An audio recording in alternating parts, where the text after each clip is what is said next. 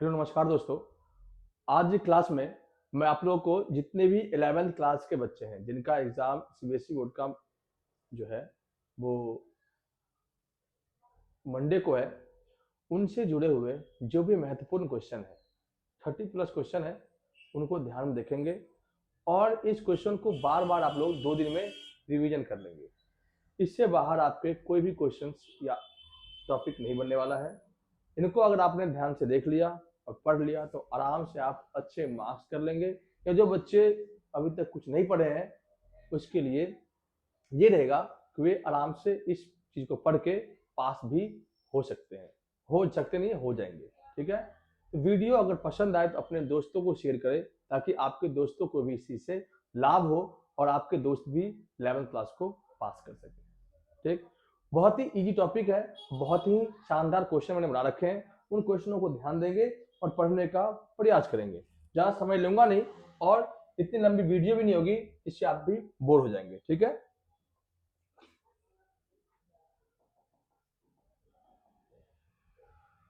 11th class का, ठीक है, टोटली आपके 33 क्वेश्चन है। ठीक है, पहला क्वेश्चन आपका है भारतीय संविधान की विशेषताओं का वर्णन करें। पहले क्वेश्चन देख लेंगे। ठीक है, what was the features of Indian constitution. ठीक है, what are the features of Indian constitution. दूसरा, उद्देश्य प्रस्ताव किसे कहते हैं। What is preamble and main view point of preamble. उद्देश्य प्रस्ताव किसे कहते हैं, इसके मुख्य बिंदु। उद्देश्य प्रस्ताव को हम कहते हैं प्रेम्बल। हमें संविधान की आवश्यकता या हमें संविधान क्यों चाहिए तथा भारतीय संविधान उधार का संविधान है कैसे, देखते चलेंगे। Why do we need a constitution? Why do we need a constitution? And Indian constitution is a adopted constitution. Why? ठीक है, सबसे महत्वपूर्ण मौलिक अधिकार कौन सा है। Which fundamental rights are most important? मौलिक अधिकार और डीपीएसपी में अंतर। डिफरेंट बिटवीन मौलिक अधिकार fundamental rights and directive principle of state policy. मौलिक कर्तव्यों का वर्णन करें। Define the fundamental duties. ठीक, ये आपका क्वेश्चन था। अगला क्वेश्चन आपको बनता है 7 नंबर, समानुपातिक प्रणाली और अनुपातिक प्रणाली में अंतर बताएं। Different between FPTP and PR system. 8 number question है भारतीय चुनाव सुधार की प्रक्रियाओं का वर्णन करें। Reform the Indian election commissioner, election commission. ठीक है, रिफॉर्म करना है भारतीय चुनाव में सुधार प्रक्रिया। राष्ट्रपति की शक्तियों का वर्णन करें। Explain the power of president, prime minister की शक्तियां। Explain the power of prime minister. कार्यपालिका कितने प्रकार के हैं। हाउ मेनी टाइप ऑफ कार्यपालिका। Permanent and non permanent executive.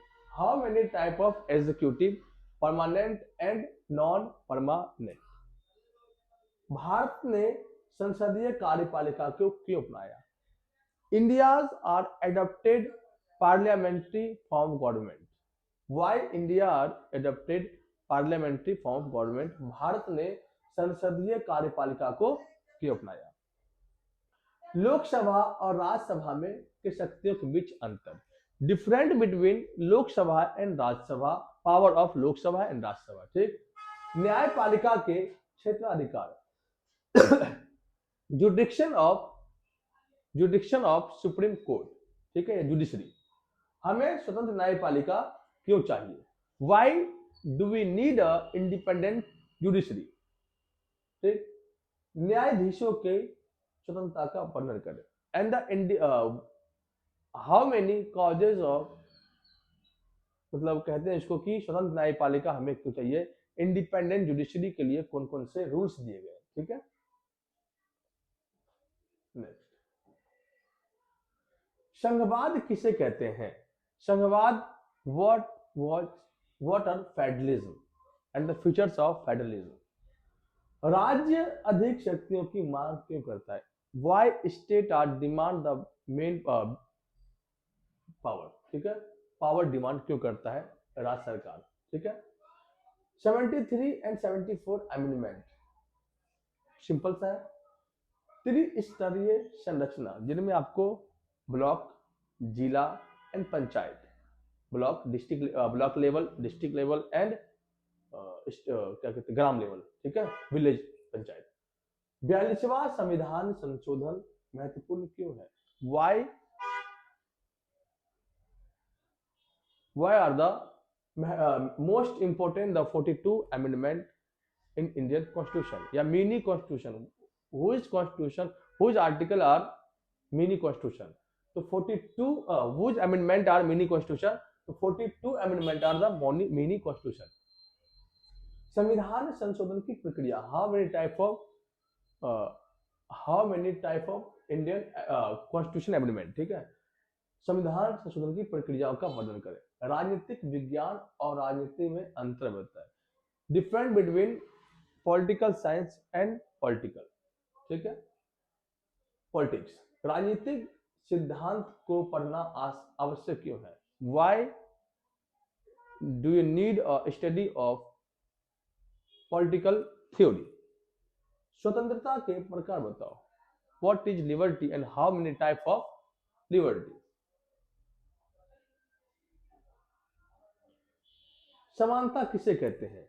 How many type of equality? समानता के समक्ष मार्क्सवादी और उदारवादी सिद्धांत, थ्योरी ऑफ मार्क्सिस्ट एंड उदारवादी, जिसे हम लिबरलाइजेशन कहते हैं, के बारे में बताना आपको है, इसकी थ्योरी बतानी है। न्याय किसे कहते हैं? जॉन रॉल्स के न्याय सिद्धांत। What is justice and the theory of John Rawls theory justice. अधिकार और इसके प्रकार, how many type of rights.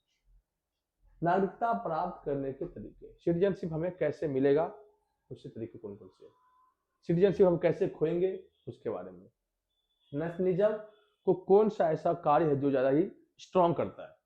वो होता नहीं है राष्ट्रवाद के प्रभावी बनाने वाले, राष्ट्रवाद के मार्ग में आने वाले परेशानी। नेशनलिज्म के रास्ते में कौन कौन सी प्रॉब्लम आते हैं वो बताने आपके। धर्मनिरपेक्षता किसे कहते हैं? इसने सांप्रदायिकता को कैसे बढ़ावा दिया? धर्मनिरपेक्षता को हम कहते हैं एक तरह से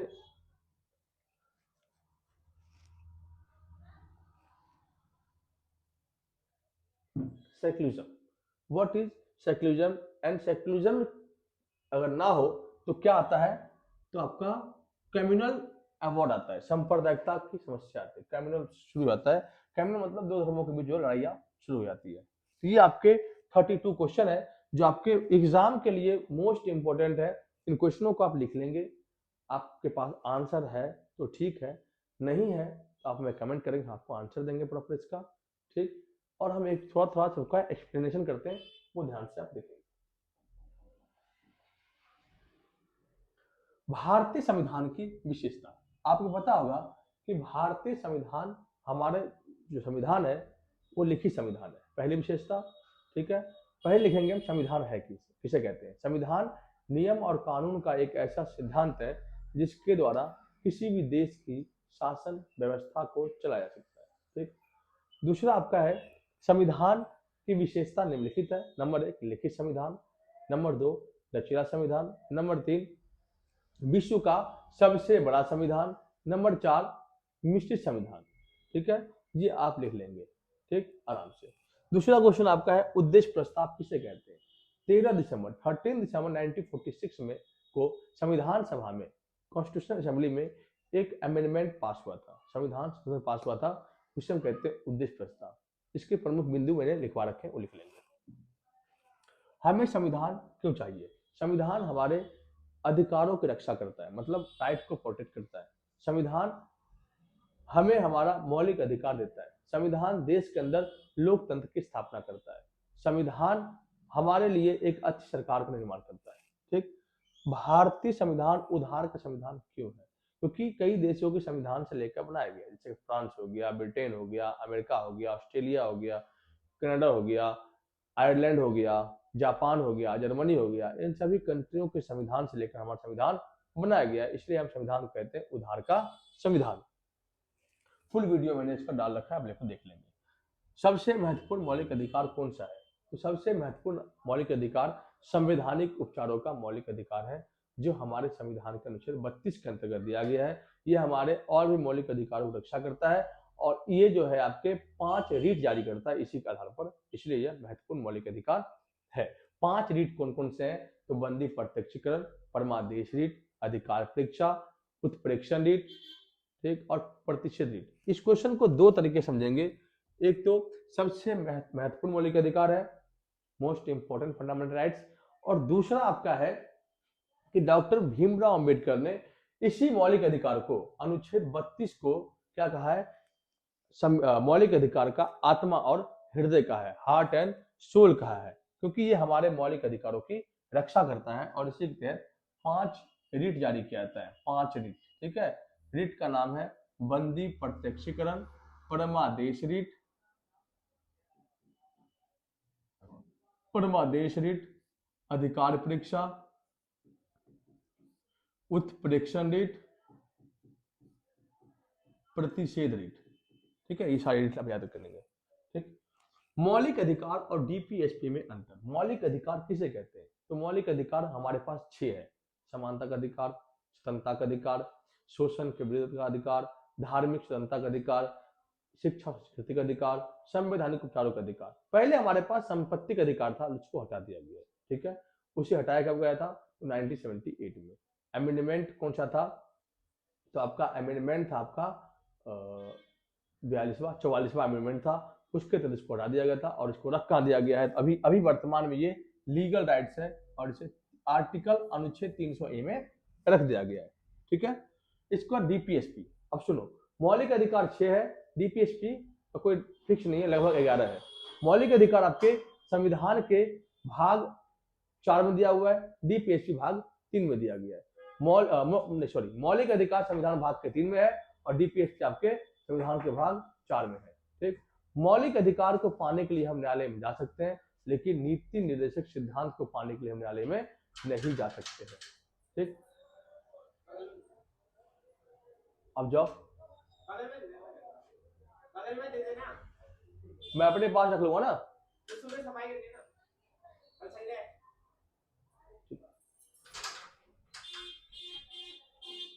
सॉरी, मौलिक अधिकार 6 है। राज्य के नीति निर्देशक सिद्धांत कितने हैं? तो आपके लगभग 11 के अकॉर्डिंग है। मौलिक अधिकार संविधान के भाग 3 में दिया हुआ है, जबकि राज्य के नीति निर्देशक सिद्धांत भाग 4 में दिया गया है। मौलिक अधिकार अनुच्छेद 12 से 35 में है, जबकि राज्य के नीति निर्देशक सिद्धांत 36 से लेकर 51 तक दिया गया है। मौलिक अधिकार अमेरिका से लिया गया है, नीति निर्देशक सिद्धांत आयरलैंड से लिया गया। मौलिक अधिकार को पाने के लिए न्यायालय में जा सकते हैं, नीति निर्देश को पाने के लिए न्यायालय में नहीं जा सकते हैं। ये लिख देना आप। मौलिक कर्तव्य किसे कहते हैं? तो आपको पता होगा हमारे संविधान का 51A जो आर्टिकल है वो मौलिक कर्तव्य से संबंधित है और भाग 4A पार्ट 1A जो है मौलिक कर्तव्य से संबंधित है। ये कब आया था? तो 1976 में आया था। अमेंडमेंट था आपका 42वां अमेंडमेंट। इसके तहत हमारे संविधान में 10 मौलिक कर्तव्य को जोड़ा गया। कितने? 10 मौलिक कर्तव्य को जोड़ा गया और 11वां मौलिक कर्तव्य 2002 में आया था, वो था आपका शिक्षा का अधिकार। 86वां अमेंडमेंट था, 86 अमेंडमेंट था, लिख लेंगे सब चीजें। इसके बाद इसे लागू कब किया गया था? तो 2009 और 10 के बीच में इसको लागू किया। किसे? शिक्षा का अधिकार को। अब टोटल मौलिक कर्तव्य कितने हैं?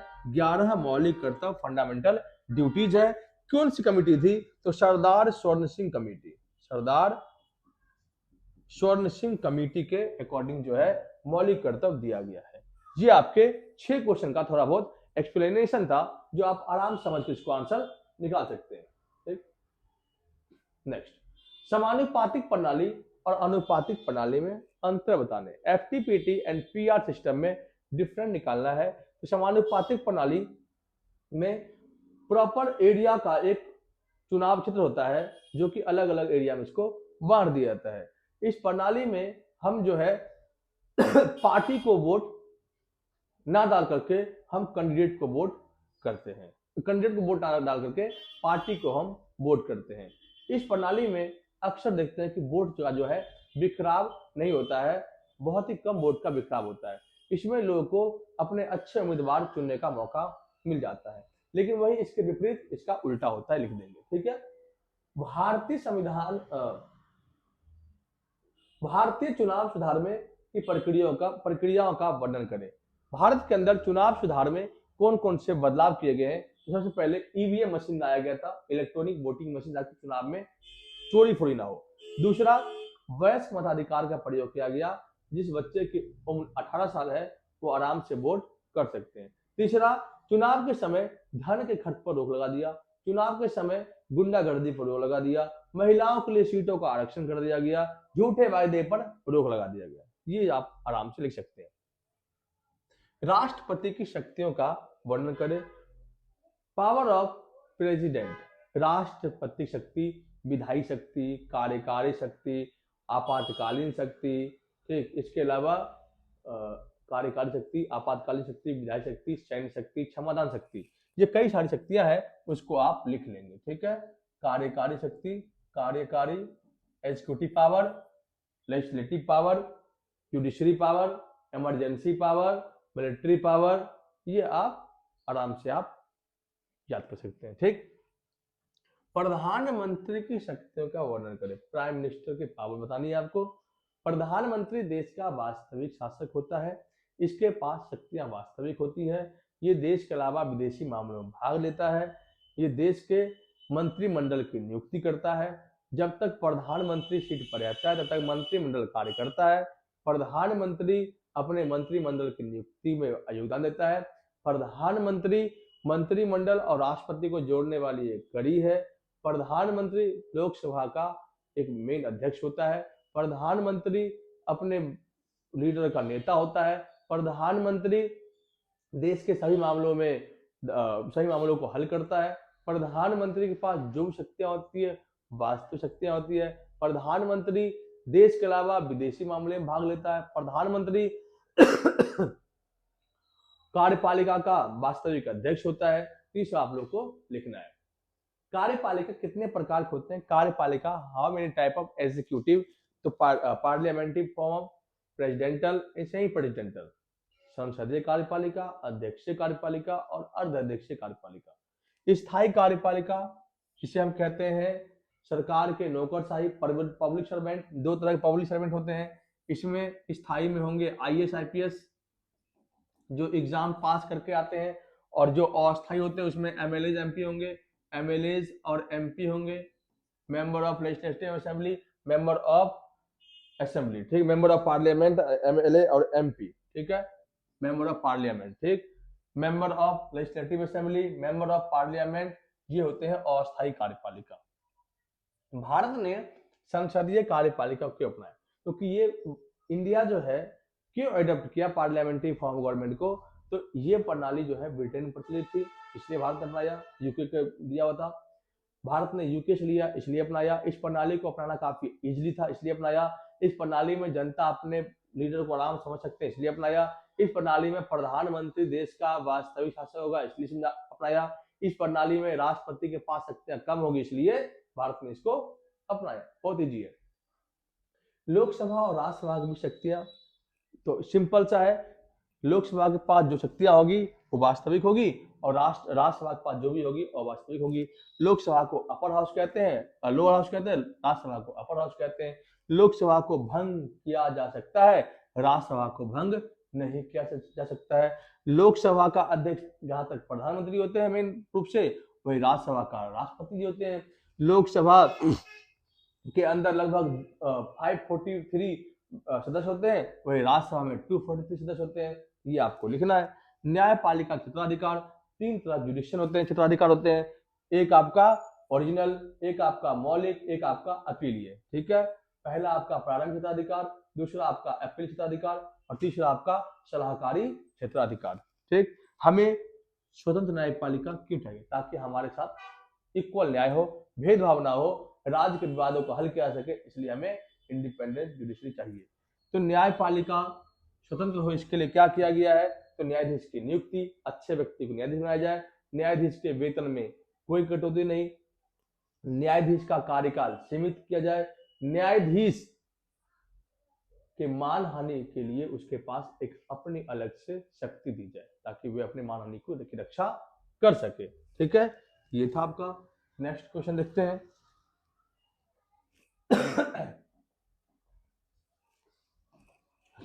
संघवाद किसे कहते हैं? What is federalism? जहां पे एक भूमि पर दो प्रकार की सरकार, संघवाद कहलाता है। ठीक, central government and state government. इसकी विशेषता, जब संविधान की विशेषता वो इसकी विशेषता, इसमें एक दो पॉइंट एक्स्ट्रा देना।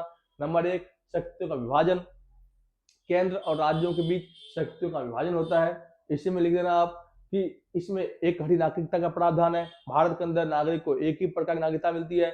दूसरा, दो प्रकार की पहचान, हमारे पास पहचान दो तरह की है, एक राज्य की पहचान और एक देश की पहचान।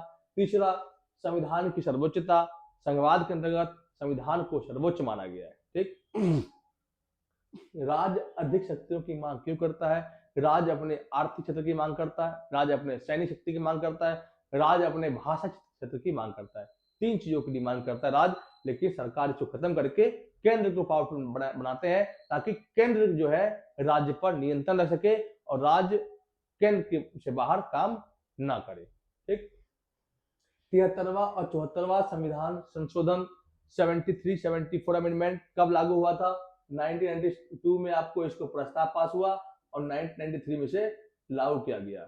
ये शहर के लिए, गांव के लिए था और ये शहर के लिए था। ठीक है, इसके तहत जो है ग्रामीण एरिया शहरी एरिया को बांट दिया गया था और इसमें कुछ कार्य दिए गए थे। ठीक है, त्रिस्तरीय संरचना किसे कहते हैं?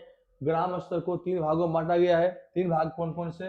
ग्राम स्तर, ब्लॉक स्तर और जिला स्तर। Village, panchayat level and district level, 3 layer में इसको डिवाइड कर दिया गया। 42वां संविधान इतना महत्वपूर्ण क्यों है? अमेंडमेंट, क्योंकि इसे मिनी कहते हैं, क्योंकि इसी के तहत मौलिक कर्तव्य को लाया गया, इसी के तहत समाजवाद को लाया गया, इसी के तहत पंथ निरपेक्ष को लाया गया, इसी के तहत हमने देखा कि लोकसभा और राज्यसभा कार्यकाल में चेंज किए गए, इसलिए इसको मिनी कॉन्स्टिट्यूशन भी कहा जाता है। बहुत सारे संशोधन हुए इसके तहत। ठीक है, नेक्स्ट, संविधान संशोधन कितने प्रकार से होते हैं? तो 3 प्रकार से होते संशोधन। पहला, साधारण बहुमत, दूसरा विशेष बहुमत, तीसरा राज्य द्वारा अनुमोदन। ठीक है, ये 3 तरह से संशोधन किए जाते हैं। ठीक है, स्पेशल मेजोरिटी, ठीक है, simple majority, special majority and state legislative assembly द्वारा 3 तरह के से है भारत के संविधान में संशोधन किए जाते हैं। ठीक, राजनीतिक विज्ञान राजनीति के बीच अंतर बताओ। राजनीतिक सिद्धांत पढ़ना इतना आसान क्यों है? ये क्वेश्चन है। नेक्स्ट आपका इस क्वेश्चन जो है रटने वाला है, तो अपना दिमाग से इसको याद कर लेंगे। ठीक है, बुक से देख करके। ठीक, स्वतंत्रता के प्रकार बताओ। स्वतंत्रता, प्रतिबंधों का अभाव स्वतंत्रता कहलाता है। स्वतंत्रता 2 प्रकार के होते हैं, नकारात्मक और सकारात्मक। नकारात्मक कहता है कि हमारे पर प्रतिबंध ना हो, वही सकारात्मक कहता है हमारे पर प्रतिबंध हो, ताकि हम जो है अपनी स्वतंत्रता का लाभ अच्छे से उठा सकते हैं। ठीक, नेक्स्ट,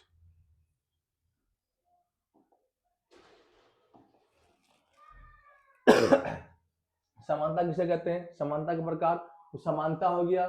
ठीक है, समानता किसे कहते हैं? तो समानता जहां पे कानून के समक्ष सभी को समान माना जाए। समानता के प्रकार, राजनीतिक समानता, आर्थिक समानता, सामाजिक समानता, कानूनी समानता, इस प्रकार की समानता है। राजनीतिक, आर्थिक, धार्मिक और सामाजिक 4 प्रकार की समानता है, इसको आप याद कर लेंगे। समानता के समक्ष मार्क्सवादी उदारवादी सिद्धांत मैंने करवा रखा है, आप लोगों को लिख लेंगे आप लोग। न्याय को किसे कहते हैं? जॉन रॉल्स न्याय सिद्धांत, ये भी करवा रखा है आपको। ठीक है, इन्होंने अज्ञानता के बारे में बताया है, वो ये लिख लेंगे। अधिकार और इसके प्रकार, अधिकार और समानता दोनों ही एक दूसरे के विपरीत है, ध्यान रखेंगे। अधिकार एक ऐसी मांग है जिसे समाज स्वीकार करता है और राज्य से आगे बढ़ाता है। ठीक है, नागरिकता प्राप्त करने का तरीका, नागरिकता प्राप्त करने के लिए देशीकृत, वंशानुगणत, इसके अलावा विवाह करके आप नागरिकता प्राप्त कर सकते हैं। नागरिकता खोने के तरीके, सिटीजनशिप कैसे खोते हैं हम? तो सिंपल सी बात है, नागरिकता खोने का पहला तरीका है कि आप देशद्रोह काम करो, दूसरा किसी दूसरे देश से जाकर बच जाओ, तीसरा काम अपने देश से कम 7 साल तक बाहर रहो, अपने आप नागरिकता आपकी चली जाएगी। ठीक, राष्ट्रवाद को प्रभावित करने के तरीके, ऐतिहासिक परंपरा, ठीक, देश के लिए बलिदान, इन चीजों को आप लिख लेंगे। ठीक है। भाषा, चीजें, राष्ट्रवाद के मार्ग मानव घटनाएं लिखवा रखा आपको। धर्मनिरपेक्षता किसे कहते हैं? सांप्रदायिकता। धर्मनिरपेक्षता मतलब जहां पे सभी को समान मानता हो। भारत क्या है? एक धर्मनिरपेक्ष राज्य जहां पे सभी धर्मों को समान माना जाता है, किसी के साथ कोई भेदभाव नहीं होता है। ठीक है, इसे हम कहते हैं धर्मनिरपेक्ष। लेकिन धर्मनिरपेक्षता के रहने पर भी हमने देखा कि सांप्रदायिकता उठती है, कम्युनल उठता है। क्यों कम्युनल किसे कहते हैं? कि जब एक धर्म के लोग अपने धर्म को सबसे ऊपर मानते हैं और दूसरे धर्म को नीचा मानते हैं, तो इससे क्या होता है? दो धर्मों के बीच क्या होता है? मतभेद होता है, लड़ाइयाँ होती है, टेंशन फैलता है और इससे सांप्रदायिकता फैलती है, लड़ाई झगड़ा शुरू हो जाता है। इसे कहते हैं हम सांप्रदायिकता। ठीक है, इसके बतेरे एग्जाम्पल लिख देंगे। ठीक, वीडियो को ध्यान से देखेंगे, 1 से 2 बार देख कर क्वेश्चन को लिख लेंगे। आपके पास आंसर हो तो, ना हो तो कमेंट करेंगे, हम आपको आंसर दे देंगे। ठीक है, पीडीएफ में। ठीक, अपने दोस्तों को शेयर करेंगे। धन्यवाद। सॉरी।